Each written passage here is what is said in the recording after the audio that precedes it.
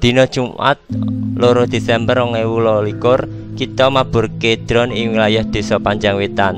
Lan iki minangka pemandangan saka awang-awang ing wilayah Desa Panjangwetan, Kecamatan Pekalongan Lor, Kutha Pekalongan sing kena banjir pasang lan banyu udan. Banjir kang sansaya nyebar ngrenggani pemukiman ing tlatah iki. Senajan dalan gedhe wis dhuwur, ana ruas-ruas dalan sing isih kebanjiran lan meh kabeh dalan desa padha kebanjiran. Pada hari Jumat 2 Desember 2022 kami menerbangkan drone di wilayah Kelurahan Panjangwetan. Dan beginilah pandangan udara di wilayah Kelurahan Panjangwetan, Kecamatan Pekalongan Utara, Kota Pekalongan yang dilanda banjir air rob dan air hujan.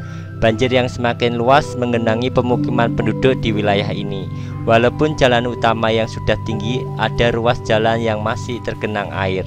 Dan berakibat hampir semua jalan-jalan kampung digenangi air banjir. On Friday, December 2nd, 2022, we flew a drone in the Panjangwetan village area. And this is an aerial view in the area of Panjangwetan village, North Pekalongan Subdistrict, Pekalongan City, which was hit by tidal and rainwater flooding. Floods that are getting wider inundated residential areas in this area. Even though the main road is already high, there are sections of the road that are still flooded and have resulted in almost all village roads being inundated with flood waters.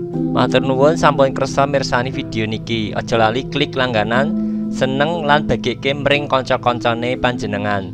Sumangga ninggalke komentar babagan video iki. Terima kasih telah bersedia menonton video ini. Jangan lupa klik berlangganan, suka, dan bagikan kepada teman-teman Anda. Silahkan beri komentar tentang video ini.